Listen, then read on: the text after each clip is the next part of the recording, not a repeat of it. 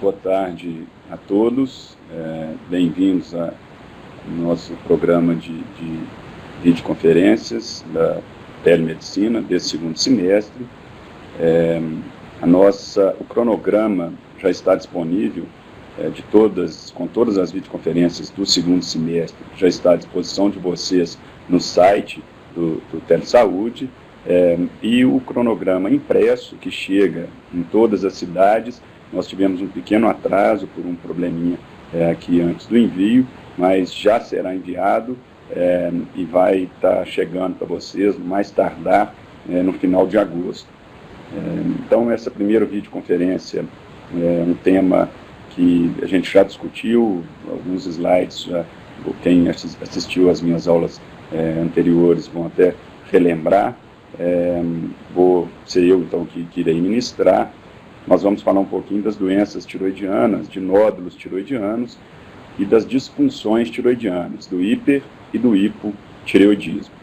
Então vamos dar início a essa primeira videoconferência do programa de telemedicina da Faculdade de Medicina, segundo semestre de 2012.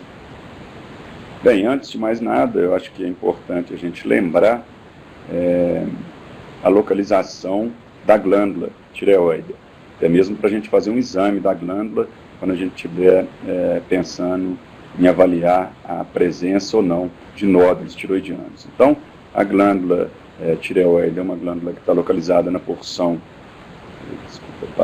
na porção inferior, na região cervical inferior, abaixo da cartilagem tireoide, tem a cartilagem cricóidea, e logo abaixo da cartilagem cricóidea está o istmo da glândula.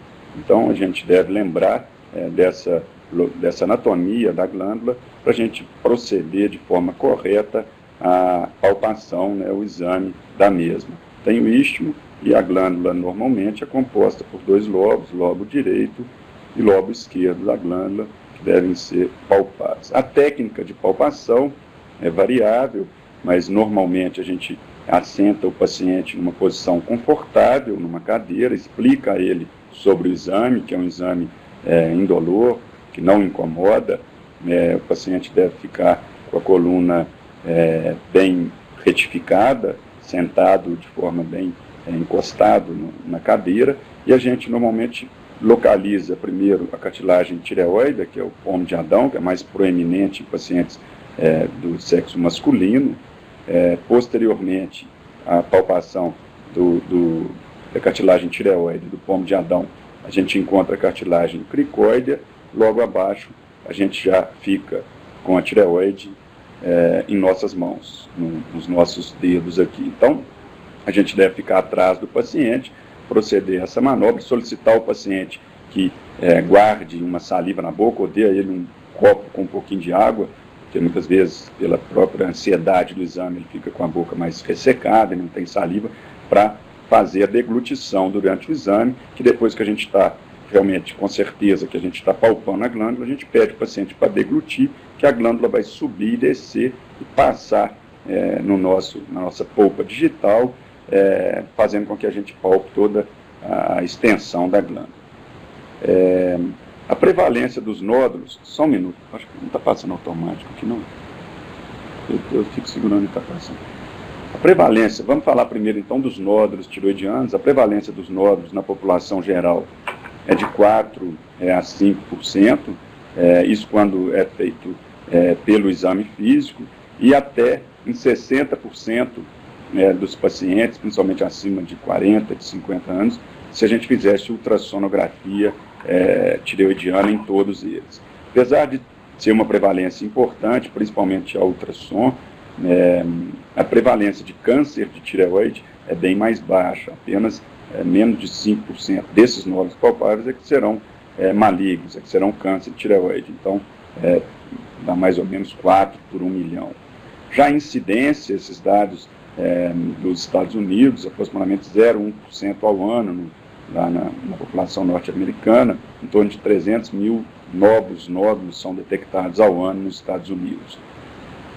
É uma doença mais comum em mulheres, e as causas desses nódulos são várias. Pode ser só um bócio coloide, um cisto tireoidiano, é uma tireoidite. Eita, olha que passa.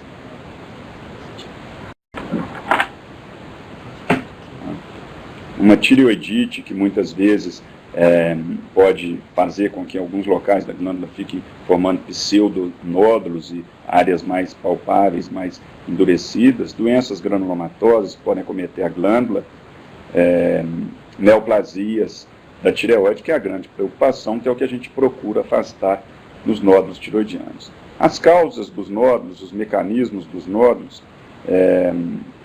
pode ser ainda não muito bem conhecido, pode ser por mutações, por mecanismos envolvendo o TSH, o receptor de TSH, ou deficiência de iodo. A gente tem que lembrar que o nódulo, ele se apresenta de forma insidiosa e completamente assintomática na maioria absoluta dos casos, a não ser nódulos muito volumosos, que por efeito de massa possam dar sintomas como dispneia, por compressão da traqueia, por desvio de traqueia, podem dar disfagia, mas isso são bossos muito volumosos. Na sua maioria das vezes, eles são de evolução lenta, são insidiosos e são assintomáticos. Por isso mesmo o diagnóstico é feito frequentemente ao acaso. Então, no exame clínico de rotina, eu falo que a palpação da glândula tireoide deve ser incorporada ao nosso exame físico completo, da mesma forma que a gente mede, que a gente afere uma pressão arterial, que a gente faz a ausculta cardíaca, que a gente faz a palpação abdominal, a ausculta pulmonar, a palpação da glândula tireoide, da região cervical como um todo, procurando gânglios, procurando linfonódulos, e da glândula tireoide deve ser feita em todos os pacientes de forma rotineira durante uma consulta, durante uma visita ao consultório. Muitas vezes o diagnóstico é feito por imagens da região cervical anterior, imagens essas solicitadas por outros motivos, e acaba se encontrando lá na glândula tireoide uma imagem sugestiva de nódulo, que a gente chama de incidentaloma, e aí estima-se que 35% das mulheres, 20% dos homens entre 40 e 50 anos tenham nódulos detectáveis a ultrassom, se a gente pedisse em todos eles, que não deve ser feito. Ultrassonografia de tireoide, como eu vou falar para frente, não é um exame de rastreamento, de screening. Ela deve ter as suas indicações e ser solicitada respeitando essas indicações. Só algumas imagens de nódulos, alguns são muito perceptíveis, algumas vezes o bócio ele é mergulhante, então ele vai para dentro do nível 7 ali, que a gente chama, para dentro do mediastino superior, nesse caso aqui dessa paciente, uma tireoide, uma glândula tireoide muito lobulada, então um bócio multinodular aqui volumoso, aqui outra imagem também de um bócio extremamente volumoso, esse com certeza estaria dando sintomas, como esse aqui atualmente, felizmente é raro na nossa realidade a gente chegar em quadros de bócios como esses. Como que a gente deve avaliar um nódulo tiroidiano? Então, o paciente chegou ao seu consultório, você fez a anamnese e ao exame físico você detectou o nódulo, ou ele já chegou visivelmente com o nódulo ou com a demanda falando que tem um nódulo na glândula. Na avaliação desse paciente, a gente deve pensar sempre em procurar entender e procurar saber a função tiroidiana desse paciente, afastar ou não malignidade desse nódulo, ver se esse nódulo tem um papel obstrutivo ou compressivo, e também pensar na questão estética do nódulo. Então, na anamnese desses pacientes, o que a gente deve sempre lembrar quando a gente estiver de frente a um paciente com nódulo tiroidiano? Primeiro, que apesar de ser mais prevalente, mais frequente no sexo feminino, a possibilidade, o potencial de malignidade desse nódulo é maior no sexo masculino.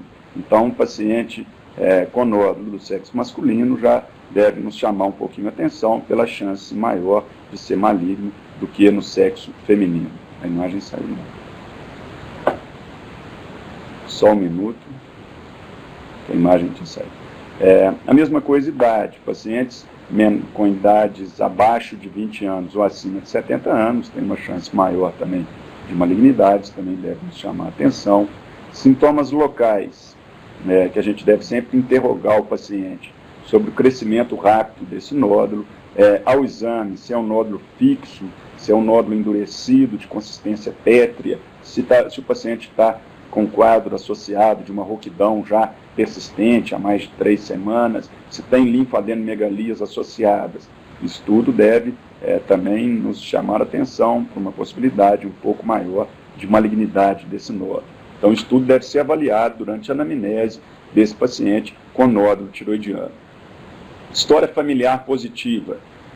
Também devemos sempre perguntar aos pacientes portadores de nódulo se algum parente próximo tem ou teve história de câncer de tireoide. Saber como foi o tratamento, como foi a evolução, procurar saber qual tipo de câncer foi e qual o grau de parentesco. Então, história familiar positiva para câncer de tireoide também deve sempre ser interrogado em pacientes portadores de nódulo tiroidiano. E uma outra questão, sempre também, que deve fazer parte da rotina da anamnese nos pacientes portadores de nódulo tiroidiano, é a história de radiação. Radiação de cabeça e pescoço ou radiação total, por exemplo, para transplante de medula óssea. Então, ver se a atividade laboral do paciente, se ele trabalha exposto à radiação, ver se esse paciente já se submeteu, por motivos vários, à radiação excessiva nessa região, como para tratamento dentário prolongado, como para quadros de sinusite de repetição, em que se radiografava muito a região da face e poderia ter um reflexo aí nessa região, porque também aumenta pacientes que foram mais expostos que o usual à radiação, tem também uma chance maior de malignidade desses nódulos. No exame físico, obviamente a gente deve fazer uma avaliação muito detalhada dessa região cervical, então proceder à palpação da tireoide, como a gente colocou.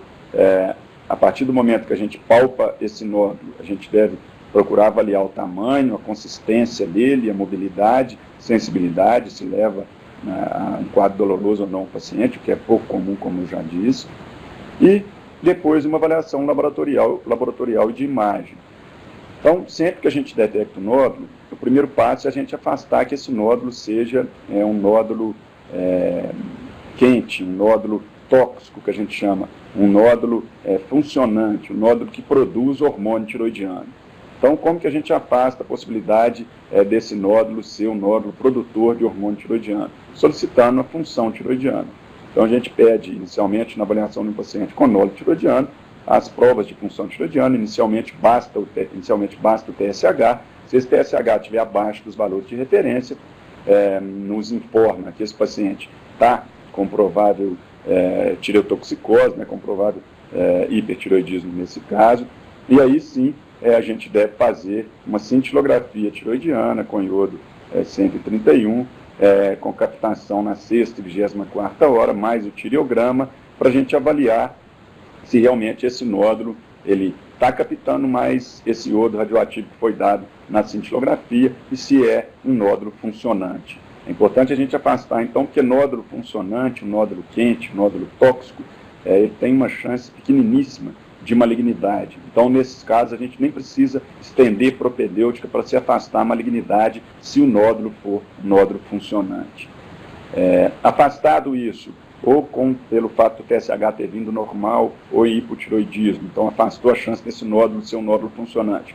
Ou a cintilografia, no caso de um TSH mais baixo, ela não mostrar captação nesse nódulo, a gente vai prosseguir propedêutica para a gente afastar a malignidade nesse nódulo. E aí, ultrassonografia da tireoide e da região cervical, a gente faz também um mapeamento dessa região cervical para procurar linfonodos, é fundamental na avaliação. Aqui eu friso e lembro o que eu disse anteriormente, que a ultrassonografia de tireoide não é indicada para rastreamento de uma tireoide normal. Então, chegou um paciente no seu consultório, você nem palpou a glândula, fala, não, ultrassom é mais sensível que meu dedo para avaliar, eu vou pedir um ultrassom. Isso não deve ser feito, a gente vai encontrar muitos nódulos sem nenhum significado clínico, que vai gerar só ansiedade ao paciente e a nós, médicos do paciente. Então, ultrassonografia não deve ser indicada de forma aleatória, como exame de screening, de rastreamento. Tá?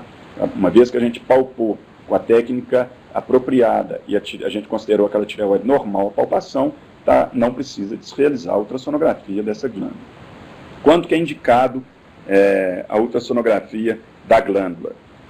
Então, é indicado num nódulo quando a gente tem um nódulo palpável, quando o paciente tem uma história de radiação dessa região cervical, uma história importante, quando o paciente tem história familiar positiva para câncer de tireoide, não para nódulos, para câncer de tireoide, quando o paciente tem uma linfadenomegalia inexplicada. Então, seriam essas as indicações: nódulo palpável, ao exame físico, história de radiação, história familiar positiva para câncer de tireoide e uma linfadenomegalia de causa não esclarecida. Só para lembrar, pacientes com bócio muito volumoso, muitas vezes a gente pode fazer essa manobra que leva ao sinal de Pemberton, que a gente pede o paciente para elevar os 2 membros superiores e, pela compressão que o bócio faz nas subclavias, o retorno venoso fica prejudicado e leva a um quadro de congestão facial pela diminuição do retorno venoso. Então, esse é um quadro que vem nos corroborar, um bócio muito volumoso ali, que quando eleva os membros, comprime as estruturas ali adjacentes à veia subclávia, impedindo o retorno venoso, levando a um quadro de congestão facial. Bem, quais são as características, uma vez que a gente sabe quando deve pedir um ultrassom, quais seriam as características de malignidade à ultrassonografia? Então, seriam nódulos hipoecóicos, nódulos com microcalcificações, nódulos com margens irregulares, nódulos hipervascularizados, principalmente no carcinoma papilífero de tireoide, e nódulos com uma vascularização mais central, principalmente no carcinoma folicular de tireoide. Essas seriam as características avaliadas pelo ultrassonografista, que vão levar a classificar esse nódulo. Tem várias classificações, aqui eu uso na minha prática clínica, classificação, quem faz a ultrassonografia para mim utiliza, a classificação de Tony Moore, que é um colega lá de São Paulo, que criou essa classificação. Ele classificou de grau 1 a grau 4, as características do nódulo a ultrassom. Grau 1 é um nódulo muito sugestivo de benigno, grau 2 também sugestivo de benigno, mas menos que grau 1, grau 3 um nódulo com características duvidosas, e grau 4 um nódulo muito suspeito de malignidade. Então, grau 1 seria uma imagem anecoica, de contornos lisos e regulares, com 100 pontos hiperecóicos em seu interior. Já o grau 2, múltiplos nódulos, como aqui está mostrando, isoecóicos ou nódulo misto, como a gente vê aqui, onde está a seta. Grau 3 já seria um nódulo sólido com área líquida, isso é classificado como grau 3, ou nódulo hipoecóico. E grau 4, que é um nódulo muito suspeito, é um nódulo hipoecóico de contornos completamente irregulares, como a gente pode ver aqui, e com microcalcificações, que a gente também consegue enxergar aqui. Tá? Bem, como que a gente continua avaliando um nódulo? A gente pediu uma ultrassonografia desse nódulo, esse nódulo tem características suspeitas, ou então a gente vai ver as indicações da punção aspirativa de agulha fina, ou então esse nódulo é um nódulo maior que 1 centímetro.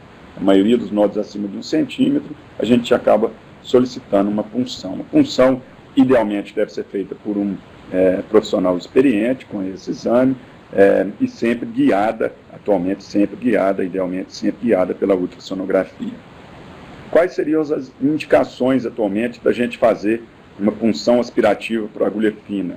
Isso é o último guideline da ATA, da Associação Americana de Tireoide, e aqui está, em pacientes com alto risco, com uma história de alto risco, que seria história de câncer de tireoide em 1 ou mais parentes de 1º grau, história de radiação cervical, principalmente quando criança, exposição à radiação ionizante enquanto criança ou adolescente, na infância ou na adolescência, hemitiroidectomia prévia com descoberta de câncer de tireoide, nódulo captante ao PET scan, pacientes com MEM2A e o carcinoma medular de tireoide com RET, com mutação RET presente, calcitonina maior que 100. Então, nesses casos, seriam as histórias de alto risco e carcinoma familiar medular de tireoide, que a gente deveria fazer em nódulos acima de 5 milímetros, 0,5 centímetros, pacientes com história de alto risco. A gente deve funcionar todos os nódulos com características sonográficas suspeitas, que eu falei quais são, microcalcificações, hipoecogenicidade, aumento da vascularização do nódulo, margens infiltradas e altura maior do que a largura. Isso também, eu não citei anteriormente, é um sinal de malignidade. Isso, recomendação A. Agora, nódulos sem características suspeitas à ultrassonografia, a gente funciona só acima de 5 milímetros, mas isso já é uma recomendação menor, recomendação I. Linfonodos cervicais anormais, a gente funciona todos os nódulos que têm associado linfonodos cervicais anormais, e aí, sugestivos de malignidade, a gente aproveita e pede para dosar tireoglobulina nesses linfonodos. Microcalcificações presentes no nódulo, a gente funciona todos os nódulos acima de 1 centímetro que tenha microcalcificações presentes. Nódulo sólido e hipoecóico, acima de 1 centímetro. Já nódulo sólido e iso-hiperecóico, a gente funciona só nódulos acima de 1 a 1,5 centímetro, recomendação C. Nódulos mistos, que são císticos sólidos, com qualquer característica suspeita a ultrassom, a gente funciona nódulos acima de 1,5 a 2 centímetros, e nódulos císticos, ou nódulos sem características suspeitas a ultrassom, a gente funciona só nódulos acima de 2 centímetros. Nódulos espongiformes, só acima de 2 centímetros, ou não é necessário nem funcionar, e nódulos completamente císticos, a gente não precisa funcionar. Então, as indicações são aquelas, né? Nódulos acima de 1 centímetro, a maioria deles, e nódulos menores que 1 centímetro, suspeitos, com características ultrassom sugestivas de malignidade ou história de risco. É isso que, para resumir. A punção é o melhor método para diferenciação pré-operatória entre lesões benignas e malignas, embora ela não seja o diagnóstico de certeza e muitas vezes seja incapaz de fazer isso. Se a punção bem sugestiva de benigna, a gente tem uma classificação citológica atualmente chamada classificação de Bethesda, para unificar os laudos citológicos, e se ela vem classificada como categoria 2 de Bethesda, que é a categoria benigna, tem um risco, nesse caso, que é a melhor classificação que pode ter de malignidade de 0 a 3%, a gente deve apenas acompanhar com ultrassom. E pode ser que a gente nunca mais nem funcione esse paciente, caso ele não apresente nos ultrassons de segmento alterações sugestivas de malignidade. Caso ele apresente essas, a gente pede uma nova punção.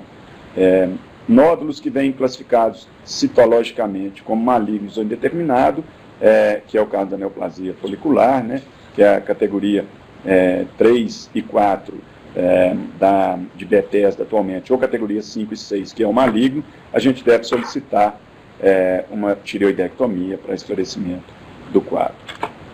Então, aqui é só um resumo de uma avaliação do nódulo. A gente sempre colhe a história, frisando aquilo que eu coloquei na história, o que é importante colher, o exame físico bem feito da região cervical, uma ultrassonografia.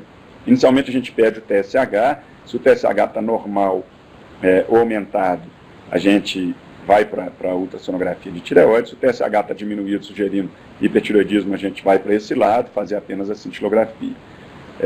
Se o TSH desse paciente é normal ou elevado, a gente deve pedir uma ultrassonografia de tireoide da região cervical para aqueles nódulos que têm indicação, normalmente nódulos acima de 1 centímetro, com aquelas indicações colocadas, ou nódulos menor que 1 centímetro, com história familiar de risco para câncer de tireoide, ou história de risco, irradiação, para carcinoma de tireoide. Se o nódulo for menor que 1 centímetro e não suspeito a ultrassom, a gente poderia apenas seguir esse nódulo. Agora, se o nódulo é maior que 1 centímetro ou menor que 1 centímetro suspeito a ultrassom, a gente deve fazer a punção, são aquelas indicações que eu coloquei, nódulo benigno, segmento, logo maligno, suspeito ou lesão folicular, a gente vai para a cirurgia.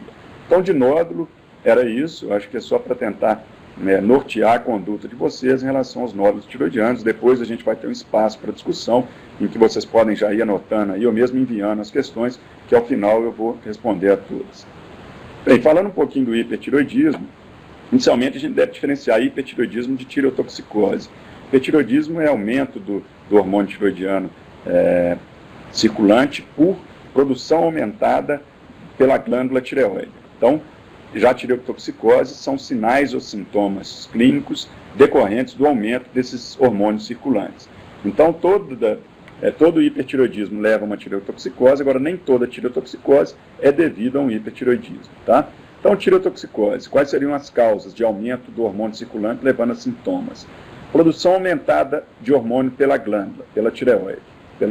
Então, o que pode O hormônio TSI, que é imunoglobulina estimulante do TSH, ou TRAB, que ele se liga no receptor TSH da glândula tireoide e estimula a produção de hormônio para essa glândula. Isso é a doença de Graves, é o mecanismo da doença de Graves.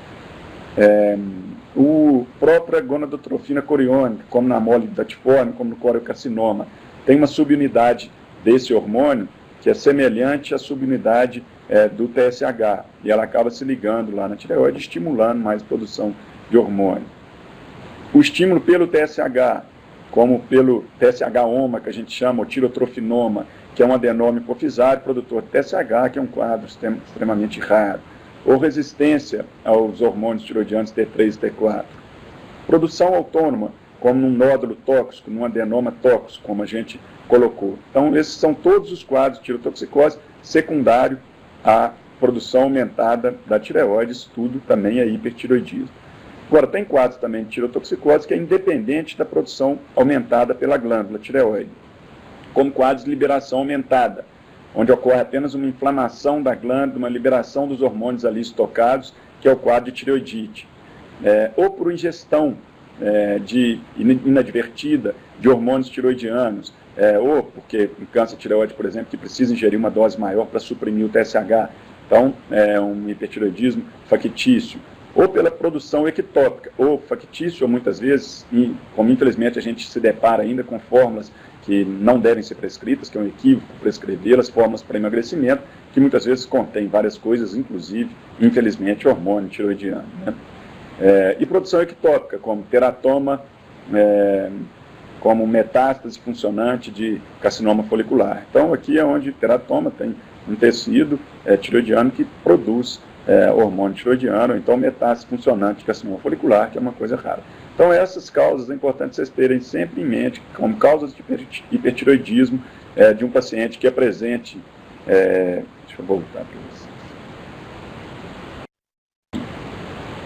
Pacientes com quadro de tireotoxicose, a gente deve sempre pensar nessas hipóteses, não já começar o tratamento considerando que possivelmente é a causa mais frequente, que é a doença de Graves. E muitas vezes o tratamento é distinto para cada uma dessas causas. Então a gente deve sempre lembrar dessas causas antes da gente iniciar o tratamento e investigá-las, né? A não ser quando o paciente já tem, pela anamnese, pelo quadro clínico, pelos exames, o diagnóstico fechado de uma dessas. Bem, falando um pouquinho de doença de Graves, que é a causa mais comum do hipertiroidismo, que é 80% dos casos, acometendo 0,4 a 1% da população, mulheres 5 a 10 vezes mais frequentes que em homem, e também mais frequente entre a segunda e a quarta década. 10 a 20% entra em remissão espontânea depois de muitos anos, né, de aproximadamente 20 anos, aí já pode ter levado a muitos problemas no indivíduo. 50% ficam hipotiroideus após 20 a 30 anos. É uma doença autoimune, onde os linfócitos B do indivíduo, por alguma falha no sistema imunológico, começam a produzir uma imunoglobulina, o anticorpo estimulador do TSH, do receptor TSH, né, levando a um crescimento, a um bócio da glândula e a uma secreção excessiva de hormônios, e esse hormônio, esse simulador do TSH, né, ele não está sob controle de feedback negativo, então ele continua estimulando de forma contínua a glândula. Então leva a um hipertiroidismo com bócio difuso, T4 normalmente e T3 elevados, e o TSH abaixo do valor de referência, ou suprimido. Isso então leva a essa supressão do TSH. Tem uma predisposição genética, uma predisposição ambiental nesses casos. Como que é a suspeita clínica de hipertiroidismo? Então é um paciente que, com hipertiroidismo ativo mesmo na doença de Graves, é um paciente agitado, com um déficit, um prejuízo ao sono, emagrecimento. Ele apresenta o emagrecimento, apesar de muitas vezes estar se alimentando muito mais, está com muito mais apetite, muito mais fome. Mesmo assim, ele está gastando tanto, que apesar de ingerir muito, ele gasta mais do que ingere e acaba emagrecendo, pelo fato do metabolismo estar aumentado. A tireoide é como se fosse um motorzinho da gente. Então, ela funcionando para mais, ela está consumindo 24 horas por dia mais energia. Taquicardia, palpitações, intolerância ao calor, uma sudorese excessiva, pele quente, úmida, uma pele aveludada, tremores. A gente pede ao paciente para estender as duas mãos e colocar um papel em cima das mãos do paciente. A gente vai ver que ele apresenta um tremor fino de extremidade. Hiperdefecação não é um quadro diarreico, é um quadro de... O paciente relata que o hábito evacuatório dele aumentou, ele está indo muito mais vezes ao banheiro do que ia anteriormente. Lembrado do hipertireoidismo apatético no idoso, que muitas vezes simula até um quadro de hipotireoidismo, com sintomas mais frequentes do ponto de vista cardiovascular, como fibrilação atrial, e que é um quadro que deve ser suspeitado no idoso, mesmo o paciente tendo uma clínica sugestiva do oposto, de hipotireoidismo. Muitas vezes ele tem esse quadro de hipertireoidismo apatético. Bem, a doença de Graves, o diagnóstico clínico ainda, 97% dos pacientes têm um bócio difuso, né? Então tem uma glândula aumentada de forma difusa. A oftalmopatia, a exoftalmopatia, né? A oftalmopatia infiltrativa, a exoftalmopatia de Graves, ela acontece antes do quadro em 20% dos pacientes, 40% após, e junto com o quadro clínico geral, em 40% dos casos. A oftalmopatia, no geral, está presente em metade apenas dos pacientes com doença de Graves, então ela não é uma condição para diagnóstico, tá?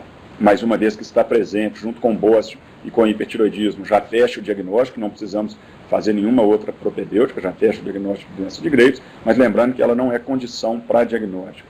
E ela geralmente pode levar um quadro de quemose, uma hiperemia conjuntival, mesoftalmia, e geralmente é bilateral, mas pode ser unilateral, e aí a gente tem que avaliar os diagnósticos diferenciais, inclusive com tumores retroorbitários.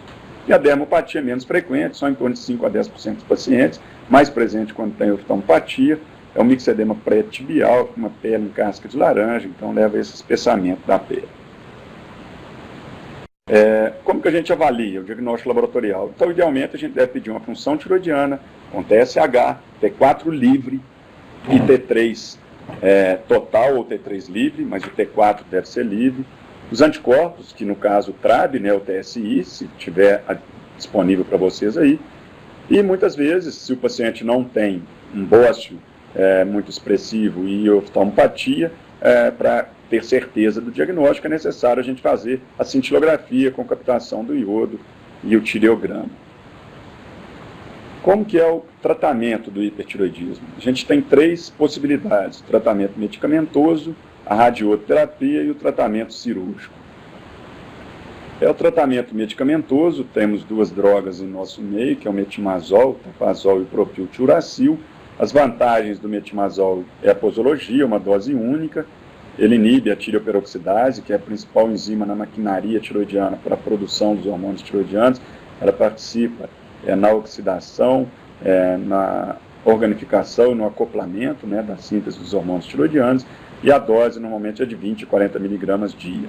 Já o propil tem que ser tomado 2 a 3 vezes ao dia, também inibe a tireoperoxidase, nessa dose de 200 a 400 miligramas, normalmente 300 miligramas dia, 100 miligramas de 8 em 8 horas. E aqui tem um efeito extra, mas não tão importante, que inibe a conversão periférica de T4 para T3. Como que a gente acompanha o tratamento desses pacientes? Esses pacientes devem ser avaliados a cada 4 a 6 semanas, em torno de 45 dias após o início do tratamento. Lembrando que a gente avalia a resposta ao hipertireoidismo pelo hormônio que estava aumentado, T4 ou T3, que em alguns quadros só aumenta T3, que é o que a gente chama de T3 toxicose, que é ter uma síntese preferencial de T3 pela glândula. O TSH pode ficar suprimido depois de muito tempo de início do medicamento, até 6 meses, até 1 ano, porque o eixo fica suprimido. Então, o TSH não deve ser usado como parâmetro para a resposta ao tratamento. Tá? Ele pode ficar ainda baixo durante vários meses após o início do tratamento. A gente deve se basear no T4 ou no T3, no que estivesse aumentado antes. Quando que a gente indica tratamento medicamentoso? Isso vai muito de colega para colega, de decisão conjunta ao paciente, que eu sempre lembro desses medicamentos, que como qualquer medicamento não é isento de efeitos adversos e colaterais. Felizmente, a maioria dos efeitos são leves, são reações alérgicas, urticariformes, que resolve com antihistamínico ou com a troca de um pelo outro. Eventualmente, menos de 1 em cada 1000 pacientes que usam pode ter efeitos graves, que é a granulocitose e que é a hepatite medicamentosa. Os pacientes devem ser orientados sobre isso, inclusive descrevendo ou escrevendo isso na receita, solicitando que se interrompa o uso do medicamento imediatamente, procure o serviço de emergência, se apresentar algum daqueles sintomas, como aftas orais, úlceras orais, como febre, que pode ser uma manifestação inicial de um quadro de diminuição dos granulócitos, né, para realizar um hemograma completo. Isso é importante escrever na receita. Ou então, se ele apresentar icterícia, acolia fecal, né, fezes claras, colúria, urina muito escura, icterícia, dor abdominal, principalmente no abdômen superior direito, febre, mal-estar, vômitos, que pode ser um quadro sugestivo de hepatite medicamentosa, também suspender o medicamento e realizar uma prova de função hepática. Então, isso é muito bom ser orientado ao paciente, embora raro, pode acontecer. E para ele não continuar, para se evitar que ele continue usando o medicamento durante esse período em que ele pode estar sendo acometido por esses quadros mais graves. Os medicamentos, normalmente, eles devem ser mantidos por 18 meses. Depois de 18 meses, a maioria dos pacientes acabam entrando em remissão. Mas 50% dos pacientes que entrarem em remissão voltam a ter o quadro 1 ano após. Então, isso também deve ser colocado ao paciente. Então, a taxa de cura mesmo, efetiva, definitiva, é de 20% a 30%. E aí o paciente tem que decidir se ele quer correr o risco de estar nessa estatística, que não é desprezível, mas também não é a maioria, né? Então, os efeitos colaterais, os usuais eu coloquei, os graves seriam esses, de agranulocitose, de hepatotoxicidade. Aqui um lembrete importante, a gente sempre fazer um leucograma prévio, porque 12% a 25% dos pacientes na doença de Graves podem ter uma leucopenia, para isso não ser confundido depois, achando que é efeito do remédio. E a hepatotoxicidade, colestática no metimazol, e hepatite tóxica mesmo no propil, eu já falei na conduta desses casos. Se tiver efeitos leves, pode trocar uma droga pela outra, o propil pelo metimazol ou vice-versa. Efeitos colaterais graves, tem que buscar uma outra forma de tratamento, ou radioterapia ou cirurgia, tá? Não deve trocar, é feita de classe, e aí a conduta nesses casos é trocar, estabilizar o paciente, esperar passar aquele quadro, trocar a forma de tratamento. Que é o que eu coloquei sobre os medicamentos. No final do tratamento, aproximadamente 100% dos pacientes estão em eutiroidismo. 1 ano depois da suspensão, cerca de 50% apenas em remissão. Como que a gente pode predizer uma melhor resposta, saber se é uma boa indicação de medicamento para aquele paciente? Então, se a gente tratou 18 meses, tem uma chance maior de resposta. Se um paciente com bócio menor, com um TRAB, que é o anticorpo negativado no final da terapia, se a dose que ele está precisando usar no final é uma dose baixa e o TSH está normal, pela idade do paciente, então todos esses são indicadores de melhor ou pior resposta.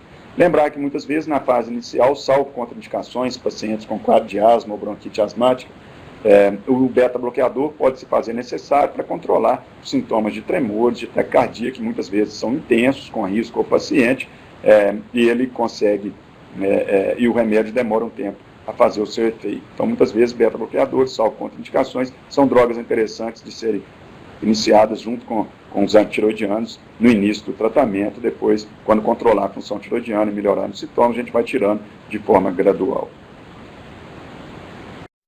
Bem, sobre o iodo radioativo, a dose que a gente dá depende do tamanho do bócio, normalmente 10 mg/kg para bócios menores, 12 mg/kg para bócios médios e 15 mg/kg para doses maiores. Tem um preparo, que é a medicina nuclear, que orienta sobre dieta, sobre contato com iodo, até tintas de cabelo, esmalte, até o sal tem que ser não iodado. A principal complicação é o hipotiroidismo, por uma tiroidite actínica que tem. Então, o paciente já tem que ficar ciente que ele vai trocar de doença. Eu sempre explico isso aos meus pacientes, mas que apesar dele ter o diagnóstico de tiroidismo, ele nunca vai ter sintoma, porque antes dos sintomas se manifestarem, a gente já vai repor o hormônio tiroidiano. Eu falo que com os pacientes que é como se tivesse 2 glândulas, uma aqui e uma na farmácia, que o hormônio produzido é muito semelhante ao nosso. Então, o único inconveniente é ter que tomar um remédio para todo dia de manhã em jejum, para o resto da vida, para tratar o hipotiroidismo, mas que não tem outros riscos. Lembrar das contraindicações ao iodo, principalmente gestantes, que a gente deve fazer o acompanhamento para diagnosticar o hipotiroidismo no momento adequado e iniciar o seu tratamento. Outra contraindicação é uma oftalmopatia, as oftalmopatia de Graves ativa. Então, nesses casos, a gente deve primeiro solucioná-los, depois tratar, ou algumas vezes, se for muito leve, usar corticoterapia, usar corticoide junto, um dia antes, depois 30 dias após a realização do iodo.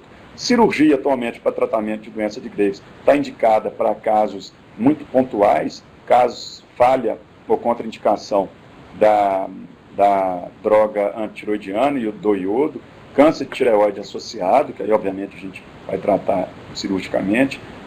Nesse caso, a gente faz um preparo com metimazol e com iodeto de potássio 5 gotas, 2 vezes ao dia, 10 a 14 dias antes do procedimento, para diminuir a vascularização dessa glândula, que normalmente é uma glândula muito vascularizada. Inclusive, no exame físico do paciente com doença de Graves, a gente pode auscultar o sopro tireoidiano com o estetoscópio durante o exame. Bem, as disfunções tiroidianas subclínicas, a gente tem feito mais exames tiroidianos de disfunção tiroidiana atualmente, a gente tem se deparado cada vez mais com elas. Então, o hipertiroidismo subclínico, o que seria isso? É um TSH abaixo do valor de referência, em 2 dosagens, com intervalo, idealmente, no mínimo de 1 a 3 meses, e com o T4 livre e o T3 normais. Normalmente, esse paciente não tem sintoma, ou muito poucos sintomas, por isso que é chamado de subclínico. A gente deve sempre afastar, nesses casos, o uso de medicamentos, miodarona, dopamina, levotiroxina em doses elevadas para o hipotiroidismo, levotiroxina na supressão do carcinoma de tireoide, caso de emagrecimento, caso de hipotiroidismo secundário, embora nesse caso T4 e T3 tendam a estar baixos. As principais causas do hipersubclínico é o bócio multinodular, o bócio nodular tóxico e a doença de Graves. Prevalência 0,5 a 2%, mais frequente em mulheres, em idosos e pacientes com ingesta insuficiente de iodo. Muito se interroga qual seria o impacto clínico do hipertiroidismo subclínico, né? É estranho falar no impacto clínico de alguma coisa que é subclínica, mas tem alguns estudos falando que poderia interferir na qualidade de vida. A sua história é natural, aproximadamente 13% se transforma no hiperclínico, no hipermanifesto, 38% evoluem para a cura, para o eutiroidismo, e 49% permanece inalterado, permanece com hipersubclínico. As preocupações em relação ao hipersubclínico, principalmente nos idosos e mulheres pós-menopausadas, seria com sintoma cardiovascular, com sintomas cardiovasculares e com sintomas ósseos. E sobre mortalidade é controverso. Então aqui eu vou passar para o seguinte: quais seriam as recomendações atuais para a gente tratar hipertiroidismo subclínico? Então, lembrando, TSH abaixo de 0,5, com T4 livre e T3 normais. A gente divide esse tratamento em 2 grupos. Aqueles pacientes que têm o TSH muito baixo, ou seja, TSH persistentemente menor que 0,1, nesses casos o tratamento do hipersubclínico deve ser fortemente considerado em todos os indivíduos maiores de 65 anos de idade, em pacientes que estão em mulheres pós-menopausadas, que não tomaram estrógenos ou bifosfonados, e ainda pacientes de risco, com fatores de risco cardiovascular, com doença cardiovascular ou osteoporose, e indivíduos com sintomas que podem ser de hipertiroidismo, que é raro, mas que a gente pode fazer um tratamento de prova. Então, TSH baixo, T4 livre normal, T3 normal, hipersubclínico. Vamos olhar o nível do TSH. TSH muito baixo, menor que 0,1. A gente deve tratar quem?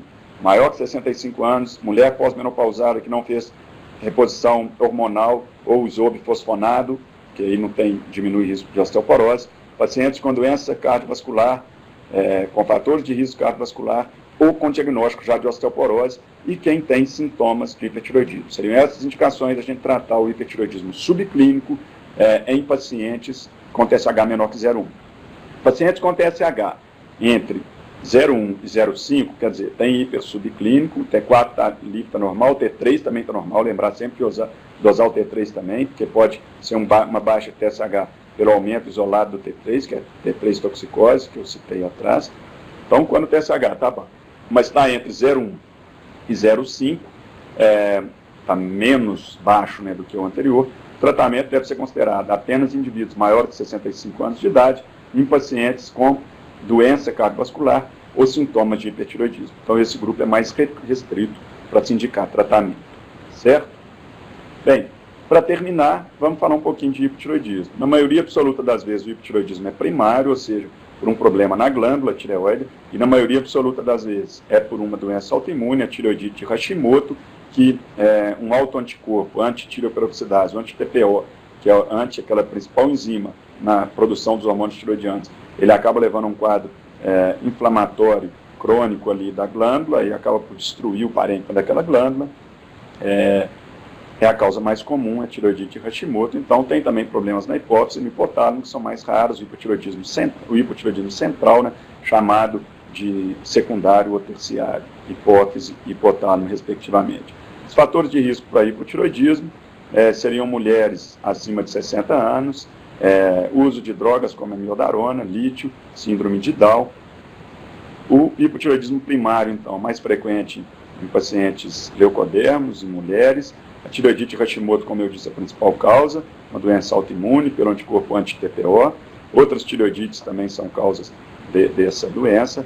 Pacientes que fizeram iodo, como eu disse, acabam evoluindo com hipotireoidismo, ou pacientes que se submeteram à cirurgia tireoidiana para câncer de tireoide, ou por outros motivos também, se tirou a glândula toda, acaba evoluindo com hipotireoidismo. Sinais e sintomas, agora é o motor que não está funcionando, o paciente fica todo brádio, fica todo lento. Então, astenia, sonolência, intolerância ao frio, uma pele mais seca e descamativa, uma voz arrastada, hiporreflexia profunda, então diminuição dos reflexos, um edema facial, anemia, bradicardia, ganho ponderal modesto. Então, lembrar, o hipotireoidismo não está associado à obesidade, o hipotireoidismo não leva a ganho de peso expressivo, leva no máximo a uma retenção hídrica de 2 a 3 quilos. Quando muito descompensado, pode levar a um ganho de peso maior por retenção líquida, mas não leva a obesidade propriamente dita. Pele seca e descamativa, cabelo seco e quebradiço, fragilidade ungueal, muitas vezes está associada à dislipidemia. Então, o diagnóstico. Aqui basta a gente dosar o TSH e o T4. Aqui, diferente do hipertireoidismo, não precisa dosar o T3. Por quê? Porque a queda do T4 sempre sucede a queda do T3 sempre sucede à queda do T4, então, ou seja, a queda do T4 ela sempre acontece primeiro, que é do T3, então não precisa dosar o T3. Se o T3 estiver normal, já subentende que o T4 vai estar normal. Então, um TSH alto, que está ruim de vocês visualizarem a certo, um T4 livre baixo, é hipoprimário, a gente deve repor a levotiroxina. Um TSH baixo ou até mesmo normal, ou até um pouquinho aumentado, mas não está aumentado como deveria, com o T4 baixo, porque aqui a relação é exponencial, é logarítmica. Uma queda leve do T4 leva a um aumento importante do TSH. Então, se tiver normal, baixo ou mesmo um pouco aumentado, o hipocentral. Um TSH aumentado e um T4 livre normal é o hipo subclínico, e um TSH normal e T4 normal a gente exclui hipotireoidismo. Indicações de tratamento. TSH maior que 10, então, indicações de tratamento de hipo subclínico, desculpa. A gente deve sempre tratar o hipo subclínico, que é o TSH alto e o T4 normal, quando o TSH está 2 vezes acima do valor de referência, normalmente TSH acima de 10. Quando o TSH está entre 5 e 10, é que é controverso. Alguns estudos indicam para a gente tratar quando o paciente estiver associado a um anti-TPO positivo, outros não. Crianças, alguns indicam tratamento, não. Gestantes, a meu ver, não tem dúvida que devemos tratar o hipotireoidismo subclínico. Atletas também, alguns indicam tratar ou não. Dislipidemia associada, a meu ver, deve tratar, embora ainda seja controverso. E doença arterial coronariana, outros fatores de risco cardiovascular associados, também devemos tratar o hipotireoidismo subclínico. Então, TSH elevado, com T4 normal, o hipotireoidismo subclínico. Quando tratar? Quando o TSH está 2 vezes acima do valor de referência, normalmente acima de 10. Ou quando o TSH está entre 5 e 10, tratamos anti-TPO positivo, alguns casos crianças, alguns casos atleta, alguns casos gestantes, a gente trata. Dislipidemia associada, trata. Doença arterial coronariana associada, trata. Como que é feito o tratamento?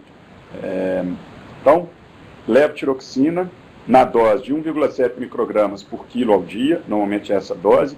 Se o paciente é um paciente jovem, previamente rígido, sem problemas cardiovasculares, nós podemos tranquilamente utilizar essa dose já de início. Então, um paciente de 70 quilos, começar com 88 microgramas ou com 100 microgramas todo dia de manhã em jejum.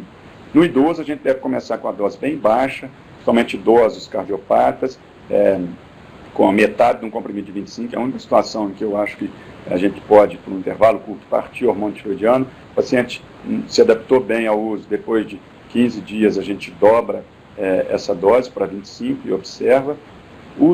Frisar sempre o uso correto e regular. Então, usar todo dia pela manhã em jejum e manter o jejum 20 a 30 minutos após a ingestão e usar todos os dias. Na maioria dos casos que a gente não tem resposta a ajuste de dose, é porque o paciente está refratário, está esquecendo, não está usando o medicamento. Interferências, lembrar de má absorção, como pós-bariátrica, então muitas vezes a gente precisa dar dose maior nesses casos. Na gestante, medicamentos como colestiramina, hidróxido de alumínio, medicamentos de uso até comum, sulfato ferroso, cálcio, haloxifeno, reposição hormonal, rifampicina, todos esses casos a gente deve pedir para ter um intervalo de no mínimo 4 horas entre esses medicamentos e ingestão do hormônio tiroidiano, tá? Evitar manipular hormônio tiroidiano, tem risco, é dose de microgramas, risco de fazer uma dose 1000 vezes maior e levar até a óbito esse paciente, e frisar sempre a outra causa de interferência de não responder, o uso irregular, como eu já coloquei. Aqui estão as bibliografias utilizadas. Bem, se tiver alguma pergunta, eu estou à disposição. Perguntar casos de vocês aí sobre nódulos, sobre hipotiroidismo, ou mesmo em relação à aula, qualquer dúvida em relação ao tema, eu estou disponível. Lembrar que tem também as teleconsultorias, né, que são ferramentas para vocês discutirem os casos clínicos. Eu, inclusive, sou um dos teleconsultores de endocrinologia. E lembrá-los também de preencher o formulário. A gente precisa, após toda a videoconferência, que esses formulários sejam preenchidos para a gente enviar ao Ministério da Saúde para a gente continuar disponibilizando essa ferramenta. Em não se tendo perguntas, vou esperar uns 5 minutinhos, senão a gente termina aqui essa videoconferência. Obrigado, Cerro, aqui está elogiando a exposição. Acaba que muitos temas a serem discutidos no intervalo curto, né? Pode ficar meio corrido, mas para isso que a gente tem esse tempo após aqui, porque se existirem dúvidas, a gente pode discutir. Bem, então, não tendo mais colocações, eu agradeço a participação de todos. Eu acho que o importante ficar dessas aulas é o seguinte: a gente saber avaliar um nódulo tiroidiano, saber que a ultrassonografia não deve ser solicitada para todos os pacientes, tem aquelas indicações de quando a gente deve solicitar uma ultrassonografia de tireoide, quando solicitar a punção da glândula, e as condutas em hipertiroidismo e hipotiroidismo. Hipertiroidismo, muitas vezes, a gente vê tratando todos da mesma forma. E nem todos têm o mesmo diagnóstico, apesar da doença de Graves ser a causa mais comum, nem todos são causados pelo anticorpo, não é uma doença autoimune, não é a doença de Graves. E os tratamentos são distintos.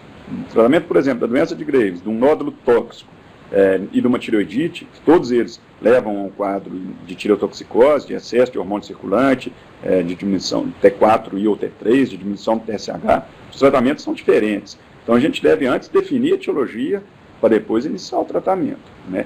Claro que num paciente onde é difícil voltar com os exames, onde ele está com um T4 muito alto, com risco de fazer uma tempestade tiroidiana, né, uma crise tireotóxica, que é uma emergência médica, um quadro grave, nesse caso, em via das dúvidas, a gente dá o hormônio tiroidiano e vai pedindo para fazer os exames. Mas, idealmente, a gente deve tentar sempre definir antes a etiologia, para depois a gente iniciar o tratamento adequado para aquilo que a gente não está tratando equivocadamente, pensando que é uma doença e sendo outra que o tratamento é diferente.